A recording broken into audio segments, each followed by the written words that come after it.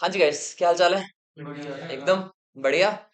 चलिए, तो आज हम लोग अपने बेटा माइक्रो का एक नया चैप्टर स्टार्ट करने जा रहे हैं, जिसका नाम क्या है? Forms of market. बहुत ज्यादा इंपॉर्टेंट चैप्टर है ये वाला।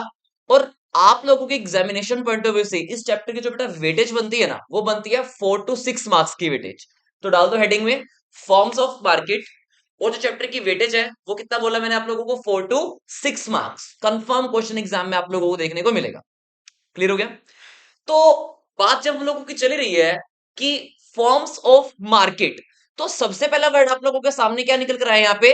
Market. Sir what does it mean? मतलब क्या होता है मार्केट का? तो सिंपल सा हम लोग बात करेंगे।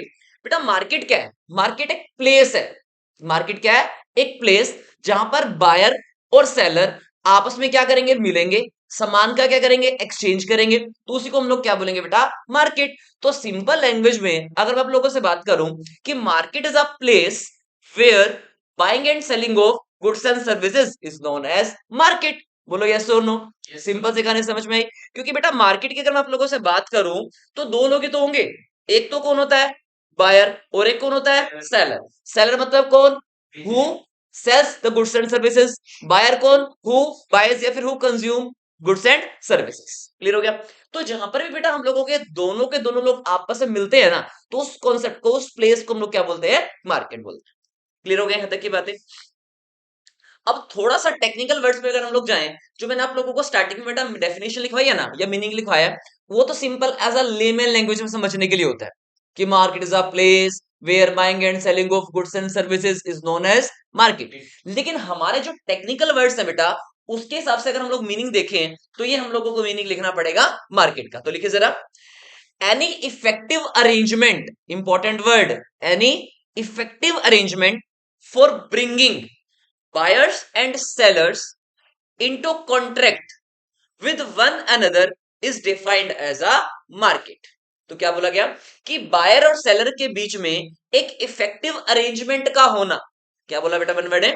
एक बायर और सेलर के बीच में एक इफेक्टिव अरेंजमेंट का होना क्या कहला जाता है बेटा? उसको हम लोग क्या बोलते हैं? बेसिकली मार्केट बोलते हैं। हाँ जी, एनी डाउट मार्केट वर्ड में? चले फिर आगे। ओके, अगर हम लोग बात करें बेटा कि मार्केट के फीचर्स क्या होते हैं, तो बेटा नेक्स्ट हेडिंग लिखिए। बेटा द फीचर्स ऑफ मार्केट। हाँ जी, सबसे पहले नंबर हम लोग बात करें अगर मार्केट के फीचर्स की, तो first point is area. Word में एरिया। एरिया का मतलब क्या है? एरिया का मतलब वो प्लेस, वो जगह जहां पर हम लोग क्या करेंगे बेटा? मार्केट करते हैं। जैसा आप लोगों ने देखा होगा हमारे चांचखेड़ पे, या हमारा जो ये सेंटर है, ये भी तो क्या है? एक मार्केट का एरिया ही तो है। मतलब पूरे मार्केट के अंदर बेसिकली एग्जिस्टेंस किसकी होती है? एरिया की एग्जिस्टेंस होती है। आप लोग जिस भी जगह पर रहते हैं, आप लोग जिस भी एरिया में रहते हैं, वो सब एरिया क्या है? एक मार्केट। क्लियर हो गया? जहां पर भी आप लोगों को बायर्स दिख जाए, जहां पे आप लोगों को सेलर्स नजर आ रहे हैं, वो एरिया क्या है? एक मार्केट है। तो मार्केट का पहला फीचर क्या बनेगा? एरिया।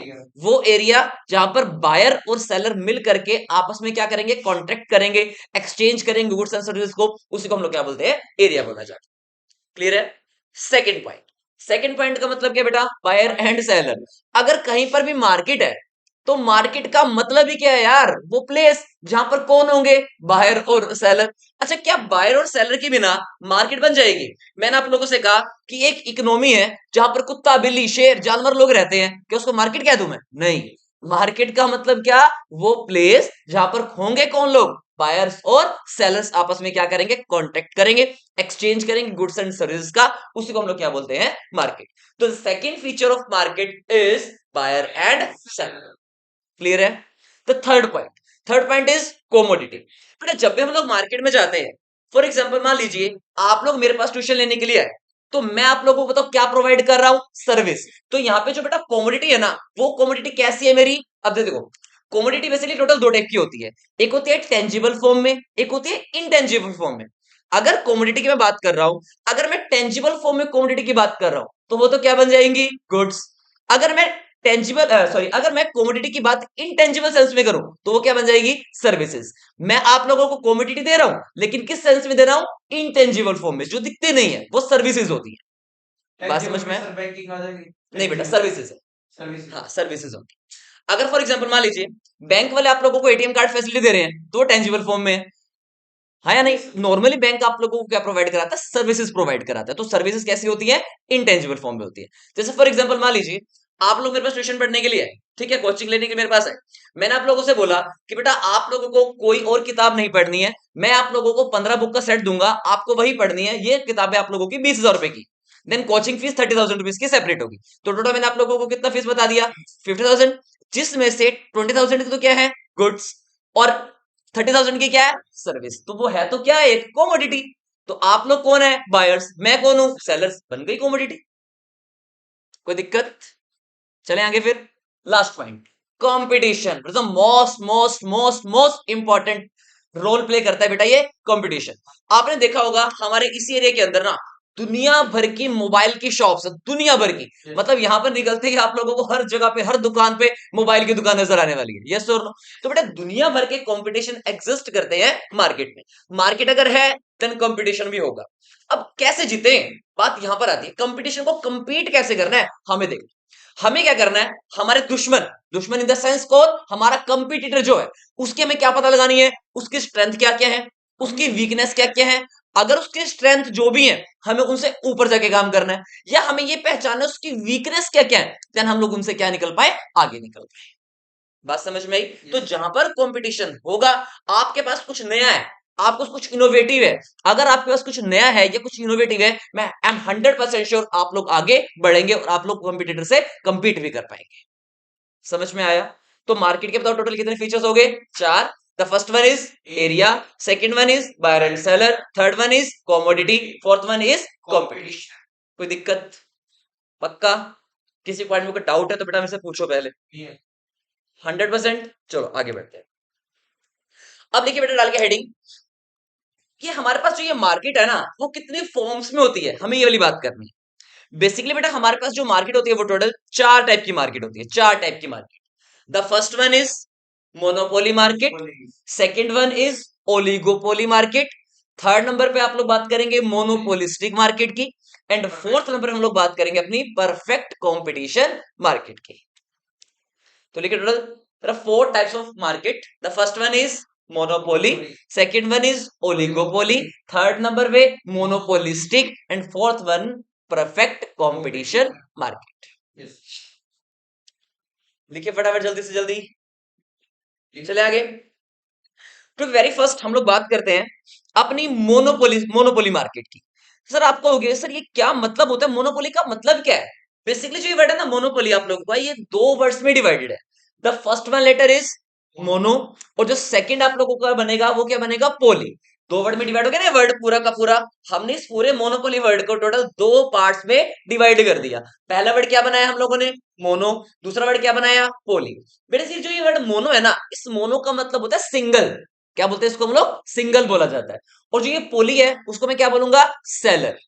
मतलब मोनोपोली मार्केट एक ऐसी मार्केट जिसके अंदर सिर्फ एक ही सेलर है, सिर्फ एक seller and large number of buyers. क्या बोला मैंने?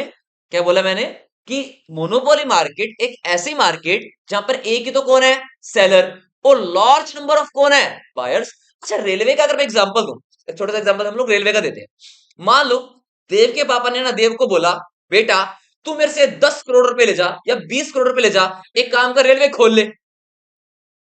क्या पॉसिबल है? ट्रेन बना, ट्रेन चला। बोलो, ऐसे कर, अपना पटियाला चौक से लेकर के झांझ के रेलवे में बिछा ले। क्या पॉसिबल है क्या? नहीं है सर, आपके पास पावर्स नहीं है, राइट्स नहीं है आपके पास। बोलो यस और no?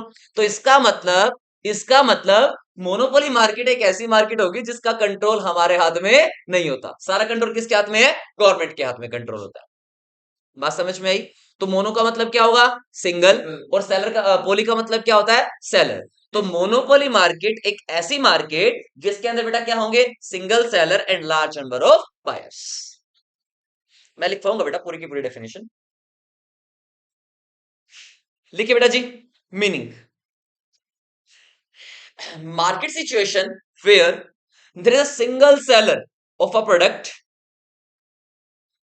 there is single seller। और जो बेटा ये वर्ड्स मैंने रेड कलर से हाईलाइट करके है ना, इन वर्ड्स को प्रॉपर्ली हाईलाइट रखना है आप लोगों को भी। तो it refers to that market situation where there is single seller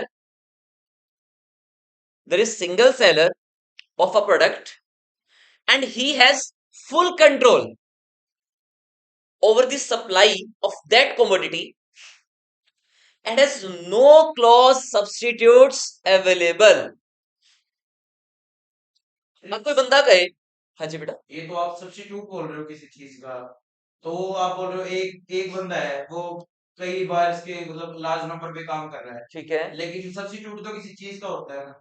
बेटा, वही तो हम लोग कह रहे हैं ना, रेलवे का कोई सब्सिट्यूट ही नहीं है। अब एक एग्जांपल से बात करता हूँ। आपने कहा आपने दिल्ली जाना है, आपने कहा ना, रेलवे वालों ने ना फॉर एग्जांपल कुछ ऐसी चीजें कर दी, रेलवे बंद है मान लो। आपने कहा ना मैं तो अपनी गाड़ी लेके जाऊंगा, मतलब अपनी रेलवे लेके जाऊंगा। पॉसिबल है यार? आपने कहा नहीं मैं तो अपनी ट्रेन, मैं तो अपनी गाड़ी में जाऊंगा। तो क्या गाड़ी और रेलवे, क्या दोनों का बेटा सब्सिट्यूट कोई है? क्या पॉसिबल है? बस और रेलवे भी सब्सिट्यूट नहीं है एक टाइप से। अब देखो हमारे पास जाने के जो वेज होते हैं वो दो ही होते हैं मेनली, रोडवेज और रेलवेज। हाँ या ना? तो यार रोडवेज और रेलवेज आपस में क्या क्लोज सब्सिट्यूट है क्या? भाई अगर एक चीज नहीं मिले तो दूसरे में चले जाएंगे? अरे नहीं है सर, पॉसिबल भी नहीं है। फिर टी कॉफी तो है ना, सेम टेस्ट टाइप से आप लोगों को मिल रहा है, बट रेलवेज और रेल उसमें तो क्या बोलते हैं, रोडवेज में तो जमीन आसमान का फर्क है। वो तो कैसे परफेक्ट सब्सिट्यूट हो सकता है आप लोगों का? मतलब ही नहीं है। अगर आपको जाना है, टाइम यूटिलिटी मैटर करेगी, उसके बाद प्राइस यूटिलिटी मैटर करेगी, बहुत सारी चीजें मैटर करेंगी। लेकिन टी कॉफी में तो बहुत ज्यादा डिफरेंसेस नहीं है, पेप्सी कोक में डिफरेंसेस नहीं है, बट रोडवेज और रेलवेज बहुत मैटर करती है चीजें भाई। अब यार एक सिंपल सा एग्जांपल ले लो। आपको जींद से मान लो दिल्ली जाना है यार, अब आपको यही बस में भरना पड़ेगा 140 या 150 रुपीज किराया, और यही आप लोगों को भरना पड़ेगा 30 से 40 रुपए किराया। तो क्या दोनों में डिफरेंस नहीं है क्या? अच्छा चलो एक बात बताओ, फॉर एग्जाम्पल मान लीजिए आप लोगों ने मालगाड़ी देखी होगी जिस पर कोयला लद लग जाता है, बसों में लेके जाओ कोयला, मैं बता दूं आपकी कॉस्ट भी पूरी हो जाए तो मैं मान जाऊंगा आप लोगों को। है पॉसिबल? बताओ बताओ कैसे डिफरेंसेस है ज्यादा? हाँ, रेट में ज्यादा इतना डिफरेंस तो नहीं है जितना मैं आपको इसमें बता रहा हूँ। इतना तो नहीं है ना जितना मैं आप लोगों को रेलवे से बता रहा हूँ, इतना तो डिफरेंसेस नहीं है। मतलब ले रहे हैं कि कोई टक्कर नहीं है बेटा, इसका ये मतलब होता है कि टक्कर में नहीं है कोई भी यार, सब्स्टिट्यूट अवेलेबल नहीं है। कि अगर आप एक चीज को छोड़ रहे हो तो दूसरी पे आप लोग जा रहे हो, पॉसिबल ही नहीं है। जाना ही पड़ेगा, मजबूरी वही है आप लोगों को। समझ में आ सब्स्टिट्यूट है रहा है? लेकिन क्लोज नहीं है उसके। क्लोज नहीं। हाँ जी, लिखा आप लोगों ने। तो मोनोपोली मार्केट का मतलब क्या हुआ? एक ऐसी मार्केट जहां पर सिंगल तो कौन होता है? सेलर, और लार्ज नंबर ऑफ बायर्स होते हैं, और उसका कोई भी perfect substitute available, close substitute available है ही नहीं मार्केट। क्लियर है यहां तक की बात है? हाँ, आपका आपके माइंड में क्वेश्चन और आना चाहिए आपको कि सर मेट्रो भी तो है, दिल्ली मेट्रो, लेकिन यार एक बात बताओ, क्या हर एक जगह पर मेट्रो अवेलेबल है क्या? अरे दिल्ली में हो जाएगी यार, आप लोग कहोगे गुड़गांव में हो जाएगी, आप लोग कहोगे सर पुणे में, बॉम्बे में, बड़े बड़े मेट्रोपॉलिटन सिटीज में है। बताओ मुझे, इतने सारे ऐसे गांव हैं, इतने सारे ऐसे शहर हैं जहां पे मेट्रो अवेलेबल नहीं है। तो कैसे आप लोग परफेक्ट सब्स्टिट्यूट कह सकते हो उस चीज को? मतलब ही नहीं कह सकते। समझ में आया मोनोपोली का मीनिंग क्या है? चलें आगे, इससे आगे बढ़ जाऊं? पक्का? कोई दिक्कत नहीं है? तो मीनिंग एक बार फिर से देख लेते हैं। It refer to that market situation where there is single seller of a product and he has full control over the supply of that commodity and has no close substitutes. Example लिख लेना, Indian Railways, Postage and Telegram and Government। बोलिए जल्दी से जल्दी, कोई दिक्कत यहां तक है तो बताओ। चलिए आगे फिर। अब आते हैं पॉइंट से बेटा, जो सबसे ज्यादा इंपॉर्टेंट क्वेश्चन आप लोगों का बनता है। लिखिए, what are the features of monopoly. और एग्जाम में एक क्वेश्चन कंफर्म है, या तो फीचर्स ऑफ मोनोपोली, या फीचर्स ऑफ परफेक्ट कंपटीशन, या features of monopolistic. Confirm question. अच्छा, तुम्हारे में से पियर्स का साबुन कौन कौन यूज करता है घर में? घर पे है तो सही है। एक यस। करता है क्या? पियर्स, पियर्स, सर वो वो ब्लू कलर का। हाँ, ट्रांसपेरेंट कहते हैं उसको, आर्टिफिशियल नहीं कहते, ट्रांसपेरेंट बोलते हैं उसे। देखा तो बस, सुना तो हुआ ना? तो बस आगे से याद रखो लो, फीचर्स ऑफ मोनोपोली को याद रखने के लिए हम एक वर्ड रेडी कर लेंगे, क्या नाम है उसका? पियर्स।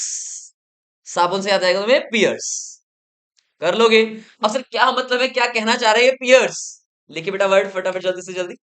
पहला वर्ड, प्राइस डिफरेंशिएशन और डिस्क्रिमिनेशन। दो वर्ड लिखोगे यहां पे, प्राइस डिफरेंशिएशन और डिस्क्रिमिनेशन। और इसको हिंदी में बेटा लिख लेना ब्रैकेट में करके, भेदभाव। हाँ जी। पी से याद क्या हो गया हमारे को?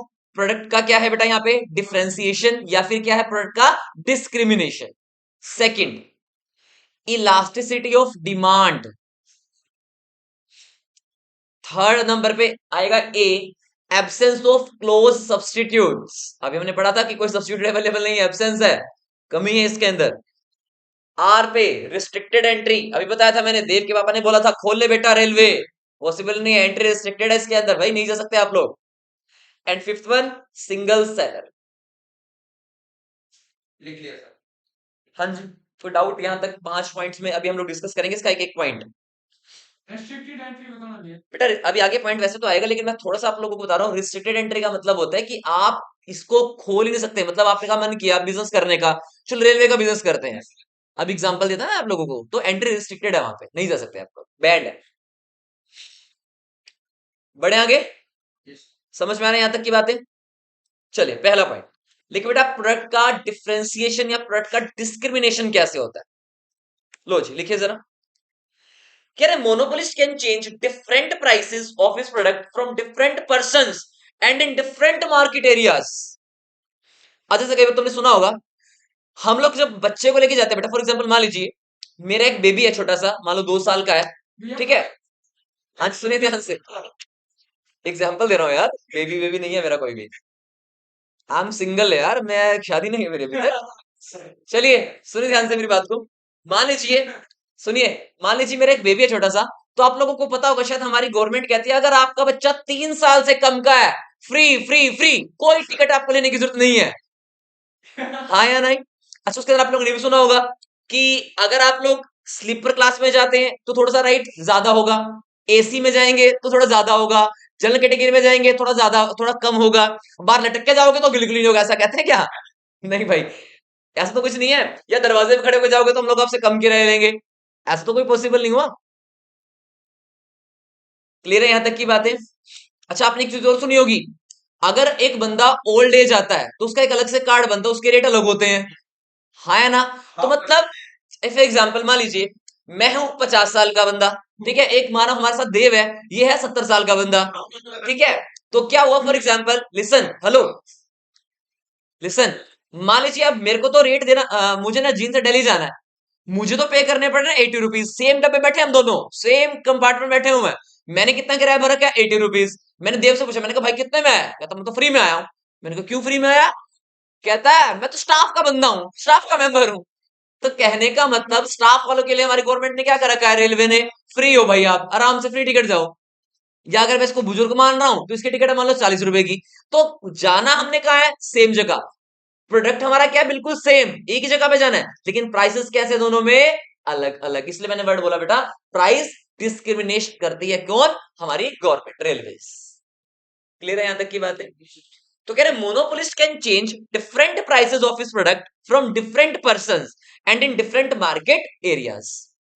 तो Indian railways charges different prices from different customers, simple. तो फर्स्ट में कोई डाउट हो तो बताओ जल्दी जल्दी से जल्दी। हेलो, कोई डाउट है? पक्का? चलो फिर आगे चेंज कर लूं।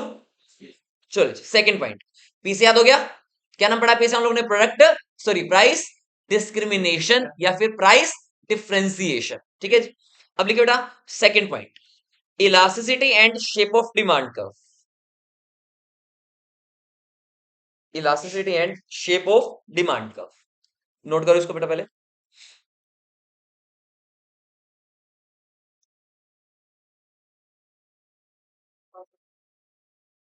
बेटा सेकंड पॉइंट में आप लोगों को बोला गया, कह रहे डिमांड कर्व जो आप लोगों का बनता है ना, किसका डिमांड कर्व, मोनोपोली के अंदर जो डिमांड कर्व बनेगा आप लोगों का, वो नेगेटिवली स्लोप्ड होगा। नेगेटिवली स्लोप्ड का मतलब बेटा नीचे की तरफ गिरेगा।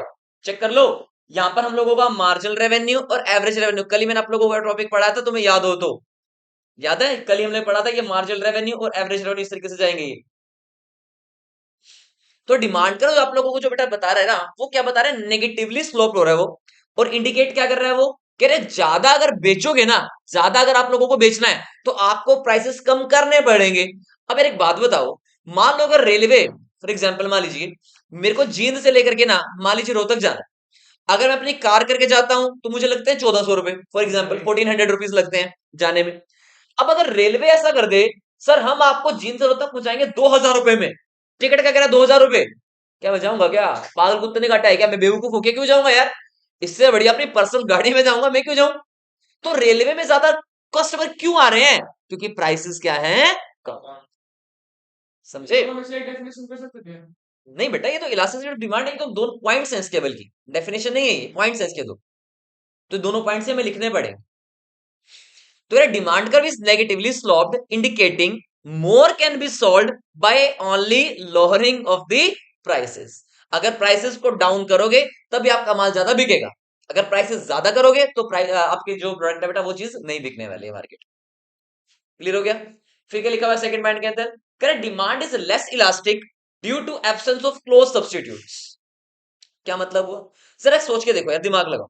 मान लीजिए आज आप लोगों को ना जीन से लेकर के दिल्ली जाना है, ठीक है, और मार्केट में रेट चल रहा है अभी 100 रुपीज, और गवर्नमेंट ने नोटिफिकेशन निकाली है कि भाई हम लोग ना आने वाले टाइम में रेलवे के प्राइसेस जो है ना वो कम करने वाले हैं जाने में। ना यार आज जी नहीं कर रहा यार मेरा, मैं तो ना जब प्राइस सस्ते हो जाएंगे मैं तब जाऊंगा। क्या आप चेंज कर सकते हो क्या अपने उसको यार? नहीं कर सकते, आपको भरने पड़ेंगे पैसे यार। हाँ या नहीं? तो आपके पास ऑप्शन नहीं है, जाना है तो जाना है, मतलब ऑप्शन नहीं है आप लोगों के पास अवेलेबल। तो कोई भी क्लोज सब्स्टिट्यूट अवेलेबल आप लोगों के पास नहीं है। समझ में आया? और एक बात और याद रखना, जो बेटा ये मोनोपोली मार्केट है ना, ये कौन कंट्रोल करता है? हमारी गवर्नमेंट। तो गवर्नमेंट का जो मोटिव होता है ना बेटा, वो ज्यादा प्रॉफिट कमाना नहीं होता। लिख लो यहाँ पे वर्ड सोशल वेलफेयर, यानी कि to maximise social welfare, not a profit. लिख लो साथ में ब्रैकेट में एक पॉइंट लिख के। हाँ, एक पॉइंट लिख लो यहाँ पे, the main motive of monopoly market is social welfare. क्योंकि मेन मोटिव क्या है उन लोगों का बेटा? सोशल वेलफेयर करना है, लोगों को सस्ती चीजें देना है। जैसे तुमने देखा होगा, कई बारी हमारी मार्केट के अंदर बेटा हमारी गवर्नमेंट ने पैसेंजर ट्रेन चला रखी है, जो हर गांव गांव से हो करके जाएंगी, है ना? और हाईली क्लास लोगों के लिए कौन सी ट्रेन चला रखी है? एक्सप्रेस चला रखी है। और हायर क्लास वालों के लिए सुपर फास्ट एक्सप्रेस चला रखी है, और हाई क्लास वालों के लिए शताब्दी एक्सप्रेस चला रखी है जिनको जल्दी जाना है। तो मतलब फर्क है ना, क्लास का फर्क हो गया। तो हर क्लास वाइज हमारी गवर्नमेंट ने अलग अलग प्राइसेस के बेसिस पे अलग अलग कैटेगरी रखी हुई है। तो उसके प्राइसेस भी कैसे रखे हुए फिर? अलग अलग। जगह तो सेम ही जाना है लेकिन प्राइसेस अलग अलग है। हम्म। नहीं बेटा, एक छोटा सा एग्जांपल देता हूँ मैं, चीन से दिल्ली की बात कर रहा हूँ।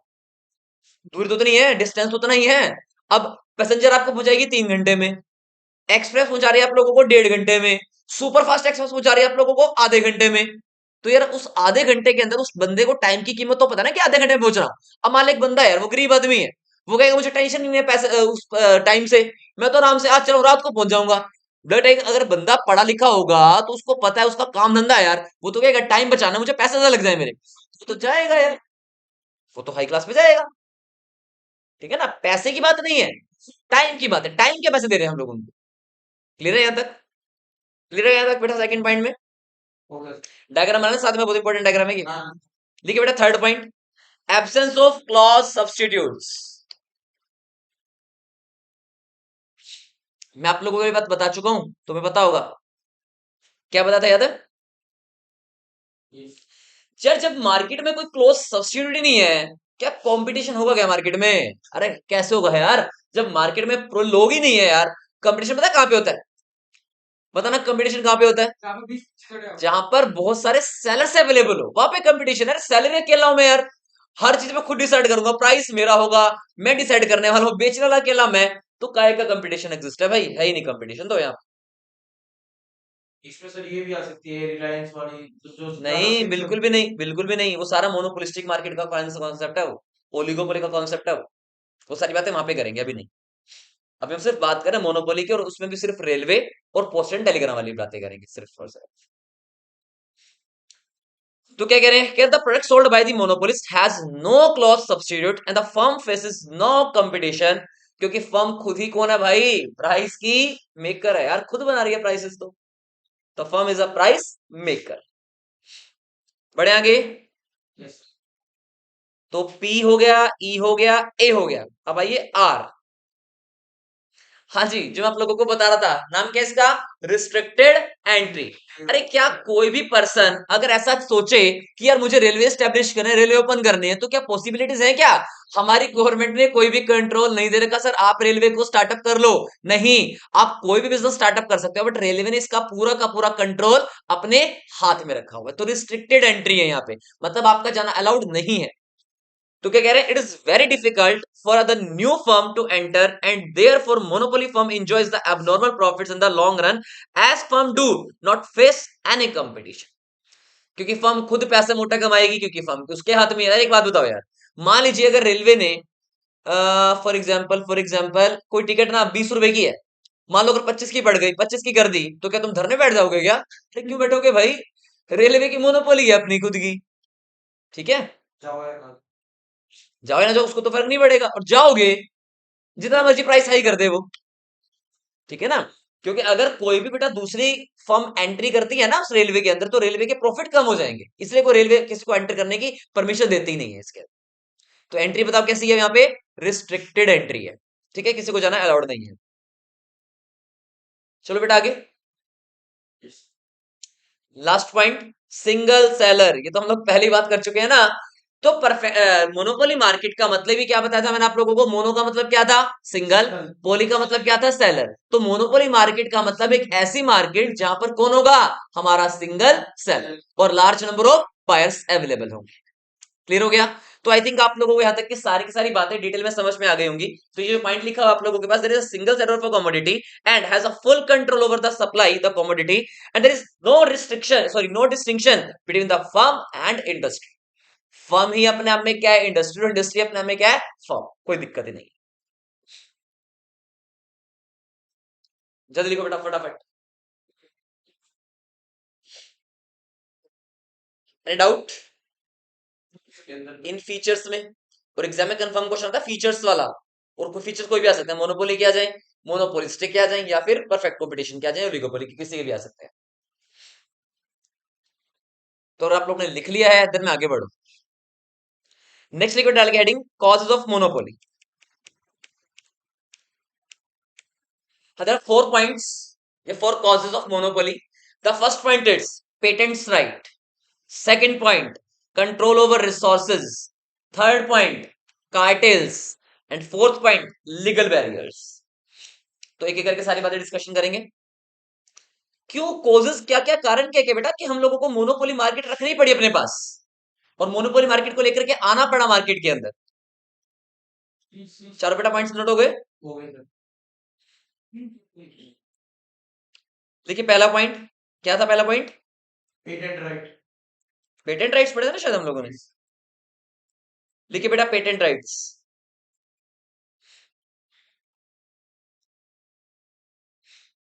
मान लीजिए हमारी गवर्नमेंट ने ना एक ऐसी टेक्नोलॉजी बनाई, जो हमारी गवर्नमेंट ने क्या किया बेटा? क्या करवा लिया उसको? गवर्नमेंट ने हमारी पेटेंट करवा लिया, रजिस्टर्ड करवा लिया।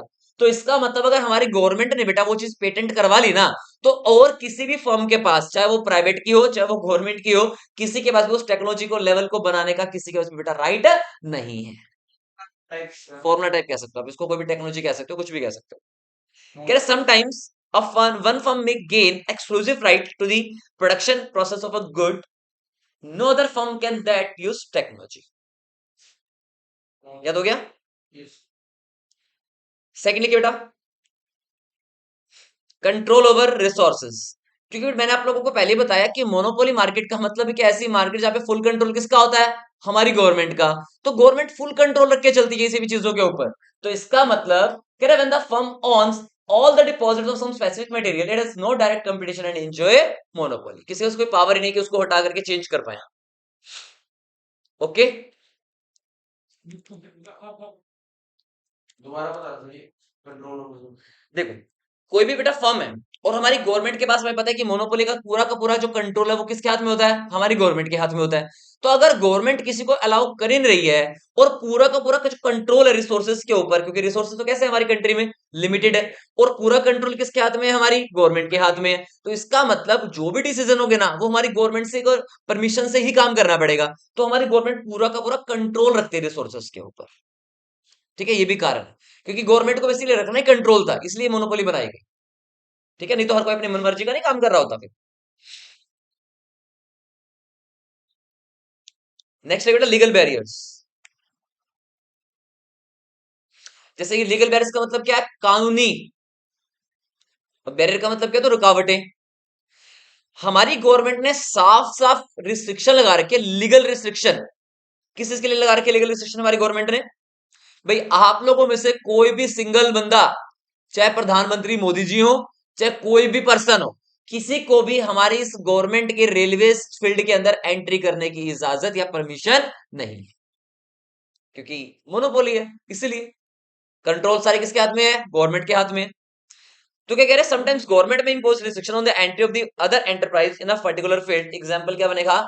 Indian railways. नेक्स्ट है बेटा कार्टेल्स।